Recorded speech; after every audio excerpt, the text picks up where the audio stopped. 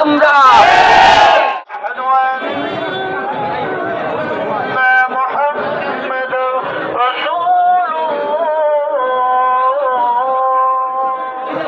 এখানে মাগরিবের নামাজ জামাতের সাথে আদায় করব। আমাদের মহানবী সাল্লাল্লাহু আলাইহি ওয়াসাল্লামের বিরুদ্ধে যদি কেউ কটাক্ষ করে কথা বলে, ঈদে মিলাদুন নবীর বিরুদ্ধে যদি কেউ কটাক্ষ করে কথা বলতে চায়, আমরা তার দাঁত ভাঙা জবাব দেব। আমি প্রশাসনের কাছে আবারও দাবি জানাচ্ছি, অতি বিলম্বে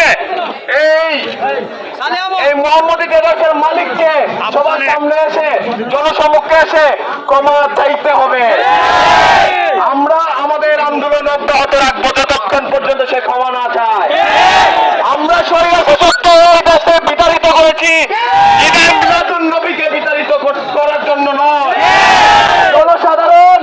জনসাধারণের হৃদয়ে এই বাংলার মাটিতে শাহজালাল শাহপরানের অস্তিত্ব লড়াইয়ে সবসময় মাঠে থেকেছে, থাকবে।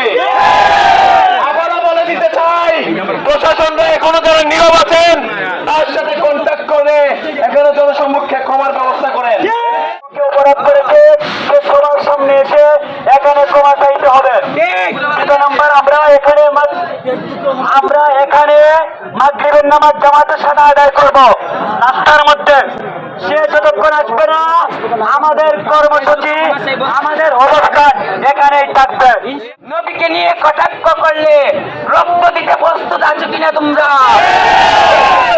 আমরা আমাদের বাবাকে নিয়ে কিছু বললেও ছেড়ে দিব, আমাদেরকে মারলেও আমরা মরে যাব।